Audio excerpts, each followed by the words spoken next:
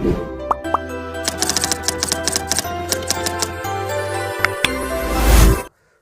Hello നമസ്കാരം.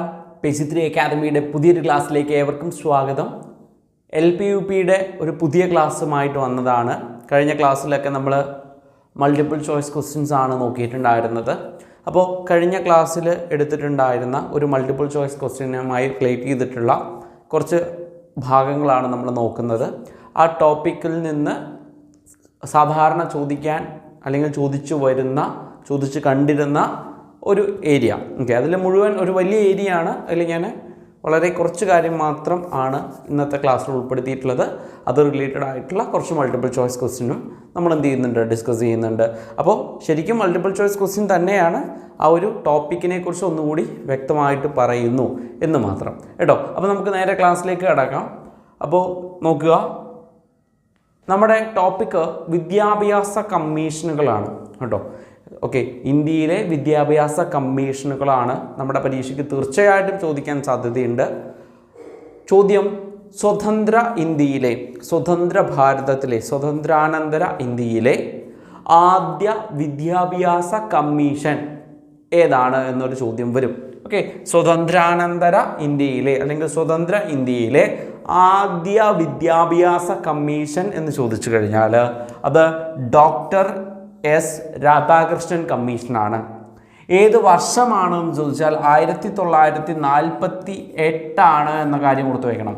1948 doctor S Radhakrishnan commission. Okay, doctor S Radhakrishnan commission എന്ന് ചിലപ്പോൾ ഓപ്ഷനിൽ ഉണ്ടാവില്ല. പകരം എങ്ങനെയായിരിക്കാം?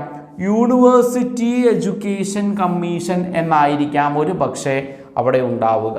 ഓക്കെ, ഒരു പക്ഷേ സ്വതന്ത്രാനന്തര ഇന്ത്യയിലെ ആദ്യ വിദ്യാഭ്യാസ കമ്മീഷൻ ഏത് എന്നൊരു ക്വസ്റ്റ്യൻ തന്നിട്ട് ഓപ്ഷനിൽ ഡോക്ടർ എസ് രാധാകൃഷ്ണൻ കമ്മീഷൻ എന്നതിന് പകരം യൂണിവേഴ്സിറ്റി എഡ്യൂക്കേഷൻ കമ്മീഷൻ എന്ന് വരാം.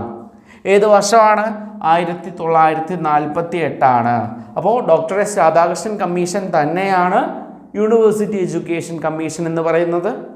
ഓക്കെ, സർവകലാശാല വിദ്യാഭ്യാസത്തെക്കുറിച്ചുള്ള പഠനമാണ് ഈ കമ്മീഷൻ്റെ മുഖ്യ ലക്ഷ്യം എന്ന് പറയുന്നത്. ഓക്കെ, അപ്പോൾ സർവകലാശാല വിദ്യാഭ്യാസത്തെക്കുറിച്ചുള്ള പഠനം മുഖ്യ വിഷയമാക്കിയ കമ്മീഷൻ ഏതാണ് എന്ന് ചോദിക്കാം, അല്ലേ? അങ്ങനെയും ചോദിക്കാം. സ്വതന്ത്രാനന്തര ഇന്ത്യയിലെ ആദ്യ വിദ്യാഭ്യാസ കമ്മീഷൻ ആര്, അല്ലെങ്കിൽ വിദ്യാഭ്യാസ കമ്മീഷൻ ഏത് എന്ന ചോദ്യം വരാം. അതിൻ്റെ ലക്ഷ്യം എന്താണ് എന്ന് ചോദിക്കാം. ചിലപ്പോൾ ലക്ഷ്യം തന്നിട്ട് ആ കമ്മീഷൻ ഏതാണ് എന്ന് ചോദിക്കാം. ലക്ഷ്യം എന്താണ്? സർവകലാശാല വിദ്യാഭ്യാസത്തെക്കുറിച്ചുള്ള പഠനം മുഖ്യ വിഷയമാക്കിയ കമ്മീഷൻ. അതാണ് യൂണിവേഴ്സിറ്റി എഡ്യൂക്കേഷൻ കമ്മീഷൻ എന്നറിയപ്പെടുന്ന ഡോക്ടർ എസ് രാധാകൃഷ്ണൻ കമ്മീഷൻ. വർഷം 1948. ക്ലിയർ ആണോ? ഇനി 1948 ഡോക്ടർ എസ് രാധാകൃഷ്ണൻ കമ്മീഷൻ അഥവാ യൂണിവേഴ്സിറ്റി കമ്മീഷൻ നിലവിൽ വരുന്നു, അല്ലേ? അത് റിപ്പോർട്ട് സമർപ്പിച്ചത് ഏത് വർഷമാണ് ചോദിക്കാം. തൊട്ടടുത്ത വർഷം 1949 ആണ് എന്ന കാര്യം ഓർത്ത് വയ്ക്കുക. 1949. അപ്പോൾ സ്വതന്ത്ര ഇന്ത്യയിലെ ആദ്യ വിദ്യാഭ്യാസ കമ്മീഷൻ 1948 സർവകലാശാല വിദ്യാഭ്യാസത്തെക്കുറിച്ച് പഠനം നടത്താനായിട്ട് നിലവിൽ വരുന്നു. സർവകലാശാല വിദ്യാഭ്യാസമായതുകൊണ്ട് തന്നെ അതിനെ യൂണിവേഴ്സിറ്റി എഡ്യൂക്കേഷൻ കമ്മീഷൻ എന്നാണ് പറയുന്നത്. അപ്പോൾ യൂണിവേഴ്സിറ്റി എഡ്യൂക്കേഷൻ കമ്മീഷൻ എന്നറിയപ്പെടുന്ന ഡോക്ടർ എസ് രാധാകൃഷ്ണൻ കമ്മീഷൻ സ്വതന്ത്രാനന്തര ഇന്ത്യയിലെ ആദ്യ വിദ്യാഭ്യാസ കമ്മീഷനാണ്. സ്വതന്ത്രാനന്തര ഇന്ത്യയിലെ ആദ്യ വിദ്യാഭ്യാസ കമ്മീഷനായ ഡോക്ടർ എസ് രാധാകൃഷ്ണൻ കമ്മീഷൻ എന്തിനു വേണ്ടിയാണ്? സർവകലാശാല വിദ്യാഭ്യാസത്തെക്കുറിച്ച് പഠനം നടത്താൻ വേണ്ടിയാണ്. അപ്പോൾ ഈ കമ്മീഷൻ റിപ്പോർട്ട് സമർപ്പിച്ചത് 1949 48 നിലവിൽ വന്ന് 49 റിപ്പോർട്ട് സമർപ്പിക്കുന്നു. ആ റിപ്പോർട്ടിലുള്ള പ്രധാന നിർദ്ദേശങ്ങൾ വളരെ ഇമ്പോർട്ടൻ്റ് ആണ് നിർദ്ദേശങ്ങൾ. അപ്പോൾ നമ്മൾ നിർദ്ദേശങ്ങളെക്കുറിച്ചാണ് ഇനി പറയാൻ പോകുന്നത്. നിർദ്ദേശങ്ങളെക്കുറിച്ച് പറയുകയാണെന്നുണ്ടെങ്കിൽ പഠിക്കണം, തൊഴിലധിഷ്ഠിത വിദ്യാഭ്യാസ സ്ഥാപനങ്ങൾ തുടങ്ങുക എന്നുള്ളത് ഒരു പ്രധാന നിർദ്ദേശമാണ്. സ്ത്രീ വിദ്യാഭ്യാസത്തിന് പ്രാധാന്യം നൽകുക എന്നതും ഡോക്ടർ എസ് രാധാകൃഷ്ണൻ കമ്മീഷൻ അഥവാ യൂണിവേഴ്സിറ്റി എഡ്യൂക്കേഷൻ കമ്മീഷന്റെ സ്വതന്ത്രാനന്തര ഇന്ത്യയിലെ ആദ്യ കമ്മീഷൻ എന്നറിയപ്പെടുന്ന സർവകലാശാലകളെ കുറിച്ച് പഠിക്കാൻ നിയോഗിച്ച കമ്മീഷന്റെ ഒരു പ്രധാന നിർദ്ദേശമാണ് തൊഴിലധിഷ്ഠിത വിദ്യാഭ്യാസ സ്ഥാപനങ്ങൾ ആരംഭിക്കണം.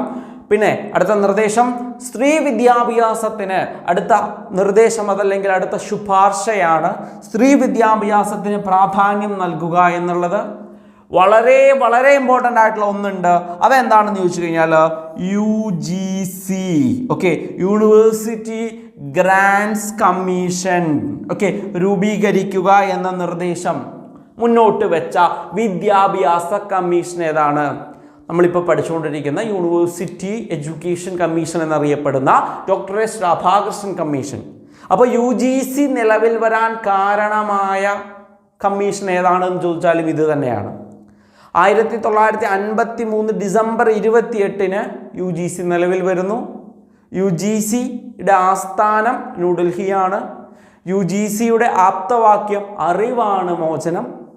ഓക്കെ, അങ്ങനെയാണ് UGCയുമായി ബന്ധപ്പെട്ടത്. UGC എന്ന് പറഞ്ഞാൽ സർക്കാർ അംഗീകൃത സർവകലാശാലകൾക്കും കോളേജുകൾക്കും ഒക്കെ ഫണ്ട് അനുവദിക്കുന്ന സ്ഥാപനമാണ് UGC എന്ന് പറയുന്നത്.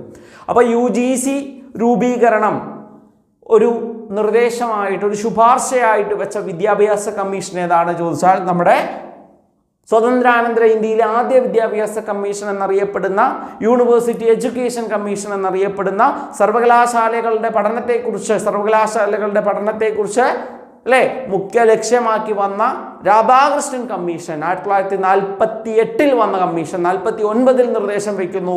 അതാണ് UGC രൂപീകരണവുമായി ബന്ധപ്പെട്ട മുന്നോട്ട് വെച്ച നിർദ്ദേശം, അല്ലെ, നിർദ്ദേശം വെച്ച കമ്മീഷൻ. ക്ലിയർ ആണ്. അടുത്തത് 12 വർഷം, ഓക്കെ, 12 വർഷത്തെ അടുത്ത പോയിന്റ് ആണ് 12 വർഷത്തെ പ്രീ യൂണിവേഴ്സിറ്റി വിദ്യാഭ്യാസം നടപ്പിലാക്കുക എന്ന നിർദ്ദേശം വെച്ചു. ഏതാണ്? 12 വർഷത്തെ പ്രീ യൂണിവേഴ്സിറ്റിക്ക് മുമ്പുള്ള പ്രീ യൂണിവേഴ്സിറ്റി പഠനം, 12 വർഷത്തെ പ്രീ യൂണിവേഴ്സിറ്റി എന്ന വിദ്യാഭ്യാസം നടപ്പിലാക്കുക എന്ന ആശയം മുന്നോട്ട് വെച്ചത് ആരാണ്? ഇപ്പോൾ പറഞ്ഞ യൂണിവേഴ്സിറ്റി എഡ്യൂക്കേഷൻ കമ്മീഷനാണ് UGCയുടെ രൂപീകരണത്തിന് കാരണമായ കമ്മീഷൻ. തൊട്ടടുത്തത് മറ്റൊരു വിദ്യാഭ്യാസ കമ്മീഷനാണ് ഡോക്ടർ ലക്ഷ്മണസ്വാമി മുതലിയാർ കമ്മീഷൻ. വർഷം വളരെ ഇമ്പോർട്ടൻ്റ് ആണ്. 1952 വളരെ ഇമ്പോർട്ടൻ്റ് ആണ്. 1952 ഓക്കെ, 1952 എന്താണ്? മുതലിയാർ കമ്മീഷൻ ശരിക്കും പറഞ്ഞാൽ അറിയപ്പെടുന്നത് നമ്മുടെ രാധാകൃഷ്ണൻ കമ്മീഷൻ പഠിച്ച സമയത്ത് അതറിയപ്പെട്ടിരുന്നത് യൂണിവേഴ്സിറ്റി എഡ്യൂക്കേഷൻ കമ്മീഷൻ എന്നാണെങ്കിൽ ഇത് സെക്കൻഡറി വിദ്യാഭ്യാസ കമ്മീഷൻ, സെക്കൻഡറി എഡ്യൂക്കേഷൻ കമ്മീഷൻ എന്നറിയപ്പെടുന്നതാണ്. ഏതാ വർഷം ചോദിക്കും? 1952 ഏതാണ് കമ്മീഷൻ? സെക്കൻഡറി എഡ്യൂക്കേഷൻ കമ്മീഷൻ എന്നറിയപ്പെടുന്ന ലക്ഷ്മണസ്വാമി മുതലിയാർ കമ്മീഷൻ ചോദ്യം വരും. അപ്പോൾ ലക്ഷ്മണസ്വാമി മുതലിയാർ കമ്മീഷൻ ഏതുമായി ബന്ധപ്പെട്ടതാണ്? രാധാകൃഷ്ണൻ കമ്മീഷൻ യൂണിവേഴ്സിറ്റി അല്ലെങ്കിൽ സർവകലാശാല വിദ്യാഭ്യാസവുമായി ബന്ധപ്പെട്ടതാണ്. സർവകലാശാല വിദ്യാഭ്യാസവുമായി ബന്ധപ്പെട്ട പഠനമാണെങ്കിൽ ഇത് സെക്കൻഡറി വിദ്യാഭ്യാസവുമായി ബന്ധപ്പെട്ട പഠനമാണ്. അതുകൊണ്ട് തന്നെ സെക്കൻഡറി വിദ്യാഭ്യാസ കമ്മീഷൻ അഥവാ സെക്കൻഡറി എഡ്യൂക്കേഷൻ കമ്മീഷൻ എന്നറിയപ്പെടുന്നത് ഡോക്ടർ ലക്ഷ്മണസ്വാമി മുതലിയാർ കമ്മീഷനാണ്. വർഷം ഇമ്പോർട്ടൻ്റ് ആണ്, 1952. ഓക്കെ, ഇത് 1952 വന്ന സെക്കൻഡറി എഡ്യൂക്കേഷൻ കമ്മീഷൻ മുന്നോട്ട് വെച്ച നിർദ്ദേശങ്ങൾ നോക്കുക. വളരെ ഇമ്പോർട്ടൻ്റ് ആണ്. നമ്മൾ ഇതിനു മുൻപ് UGC നോക്കിയിട്ടുണ്ടായിരുന്നു. അതുപോലെ ചോദിക്കാൻ സാധ്യതയുള്ളതാണ് ത്രിഭാഷാ പദ്ധതി നടപ്പിലാക്കുക എന്നത്. എന്താണ് ത്രിഭാഷാ പദ്ധതി നടപ്പിലാക്കുക എന്ന നിർദ്ദേശം മുന്നോട്ട് വെച്ചത്? ത്രിഭാഷാ പദ്ധതി നടപ്പിലാക്കുക എന്ന നിർദ്ദേശം അല്ലെങ്കിൽ എന്ന ശുപാർശ മുന്നോട്ട് വെച്ചത് ആരാണ്? സെക്കൻഡറി എഡ്യൂക്കേഷൻ കമ്മീഷൻ എന്നറിയപ്പെടുന്ന 1952 രൂപീകൃതമായ ലക്ഷ്മണസ്വാമി മുതലിയാർ കമ്മീഷൻ എന്നായിരിക്കാം ചിലപ്പോൾ തരിക, ചിലപ്പോൾ സെക്കൻഡറി എഡ്യൂക്കേഷൻ കമ്മീഷൻ എന്നായിരിക്കും തരിക. ഓക്കെ, 1952 ആണെന്നും അതാണ് ത്രിഭാഷാ പദ്ധതി. ഓക്കെ, ത്രിഭാഷാ പദ്ധതി മുന്നോട്ട് വെച്ചത്. ഇനി വിവിധോദ്ദേശ സ്കൂളുകൾ സ്ഥാപിക്കുക എന്ന ശുപാർശ വെച്ചതും സെക്കൻഡറി എഡ്യൂക്കേഷൻ കമ്മീഷൻ എന്നറിയപ്പെടുന്ന ലക്ഷ്മണസ്വാമി മുതലിയാർ കമ്മീഷൻ 1952 വന്ന ഈ നിർദ്ദേശപ്രകാരം വിവിധോദ്ദേശ സ്കൂളുകൾ സ്ഥാപിക്കുക എന്ന നിർദ്ദേശം വെച്ചു. പിന്നെ വളരെ ഇമ്പോർട്ടൻ്റ് ആണ്, അധ്യാപക പരിശീലന സമിതി രൂപീകരിക്കുക. അധ്യാപക പരിശീലന സമിതി രൂപീകരിക്കുക എന്ന നിർദ്ദേശം മുന്നോട്ട് വെച്ച വിദ്യാഭ്യാസ കമ്മീഷൻ സെക്കൻഡറി വിദ്യാഭ്യാസ കമ്മീഷനാണെന്നും ഇനി കൃഷി പാഠ്യപദ്ധതിയിൽ ഉൾപ്പെടുത്താൻ നിർദ്ദേശിച്ച കമ്മീഷനാണ് മുതലിയാർ കമ്മീഷൻ. വളരെ ഇമ്പോർട്ടൻ്റ് ആണ്. ഇതിൽ ത്രിഭാഷയും അധ്യാപക പരിശീലന സമിതി രൂപീകരണവും ഇത് മാത്രം നിങ്ങൾ മറക്കാതെ നിർബന്ധമായിട്ടും മനസ്സിലാക്കി വെക്കുക. ഓക്കെ, ബാക്കിയുള്ളത് പഠിക്കണം. ഇത് വളരെ ഇമ്പോർട്ടൻ്റ് ആയിട്ട് ഓർത്ത് വെക്കുക. ഇനി ഒരു വിദ്യാഭ്യാസ കമ്മീഷൻ കൂടി ഞാൻ പറയാം, അതാണ് Kothari commission. Okay, Kothari commission അറിയപ്പെടുന്നത് ഇന്ത്യൻ എഡ്യൂക്കേഷൻ കമ്മീഷൻ എന്നാണ് അറിയപ്പെടുന്നത്. ഇന്ത്യൻ എഡ്യൂക്കേഷൻ കമ്മീഷൻ എന്നറിയപ്പെടുന്നത് കൊത്താരി കമ്മീഷനാണ്. കൊത്താരി കമ്മീഷനാണ് ഇന്ത്യൻ എഡ്യൂക്കേഷൻ കമ്മീഷൻ 1964 ഇതിനു മുമ്പ് 1948 നമ്മൾ പഠിച്ചു, 1952 നമ്മൾ പഠിച്ചു. ഇപ്പോൾ പഠിക്കുന്നത് 1964 അത് കൊത്താരി കമ്മീഷൻ എന്നറിയപ്പെടുന്ന അല്ലേ, അല്ലെങ്കിൽ ഇന്ത്യൻ എഡ്യൂക്കേഷൻ കമ്മീഷൻ എന്നറിയപ്പെടുന്ന കമ്മീഷനാണ്. ഈ കൊത്താരി കമ്മീഷനാണ് ഇന്ത്യയുടെ ഭാവി ക്ലാസ് മുറികളിലാണ് എന്ന് അഭിപ്രായപ്പെട്ടത്. അതുപോലെ തന്നെ കൊത്താരി കമ്മീഷൻ്റെ ശുപാർശകൾ, നിർദ്ദേശങ്ങളാണ് 10+2+3 ഈ ഒരു മാതൃക വിദ്യാഭ്യാസ രീതി കൊണ്ടുവന്നതാരാണ് എന്ന് ചോദിക്കും. കൊണ്ടുവന്നതാരാണ് ചോദിച്ചാൽ തീർച്ചയായിട്ടും 1964 ഇന്ത്യൻ എഡ്യൂക്കേഷൻ കമ്മീഷൻ. ഇതിനെ നമ്മൾ 1948 കമ്മീഷനെ നമ്മൾ യൂണിവേഴ്സിറ്റി എഡ്യൂക്കേഷൻ കമ്മീഷൻ എന്ന് പറഞ്ഞു. ഇത് സെക്കൻഡറി എഡ്യൂക്കേഷൻ കമ്മീഷൻ എന്ന് പറഞ്ഞു. ഇത് ഇന്ത്യൻ എഡ്യൂക്കേഷൻ കമ്മീഷനാണ് 1964. ഓക്കെ ആണല്ലോ, ക്ലിയർ ആണല്ലോ. സെക്കൻഡറി തലത്തിൽ തൊഴിലധിഷ്ഠിത വിദ്യാഭ്യാസം നടപ്പിലാക്കുക എന്ന നിർദ്ദേശം വെച്ചതും കൊത്താരി കമ്മീഷനാണ്. നമ്മൾ ഇതിനു മുൻപ് ഒരു കാര്യം പറഞ്ഞിട്ടുണ്ടായിരുന്നു. തൊഴിലധിഷ്ഠിത വിദ്യാഭ്യാസ സ്ഥാപനങ്ങൾ അത് രാധാകൃഷ്ണൻ കമ്മീഷനാണ് എന്നുണ്ടെങ്കിൽ സെക്കൻഡറി വിദ്യാഭ്യാസ കമ്മീഷൻ എന്നറിയപ്പെടുന്നത് ലക്ഷ്മണസ്വാമി മുതലിയാർ കമ്മീഷനാണ്. പക്ഷേ സെക്കൻഡറി തലത്തിൽ തൊഴിലധിഷ്ഠിത വിദ്യാഭ്യാസം കൊണ്ടുവരണം എന്ന് നടപ്പിലാക്കുക എന്ന നിർദ്ദേശം മുന്നോട്ട് വെച്ചത് നമ്മുടെ ഇന്ത്യൻ എഡ്യൂക്കേഷൻ കമ്മീഷൻ എന്നറിയപ്പെടുന്ന കൊത്താരി കമ്മീഷനാണ്. നല്ലോണം കൺഫ്യൂഷൻ വരും, മാറരുത്, നിർബന്ധമായിട്ട് മനസ്സിലാക്കി പഠിക്കുക. പിന്നെ മോറൽ എഡ്യൂക്കേഷൻ, ധാർമ്മിക വിദ്യാഭ്യാസത്തിന് ഊന്നൽ നൽകിയ കമ്മീഷനും ഇത് തന്നെയാണ്. അപ്പോൾ ഇത് വെച്ചിട്ടുള്ള കുറച്ച് മോഡൽ ക്വസ്റ്റ്യൻസ് നോക്കാം.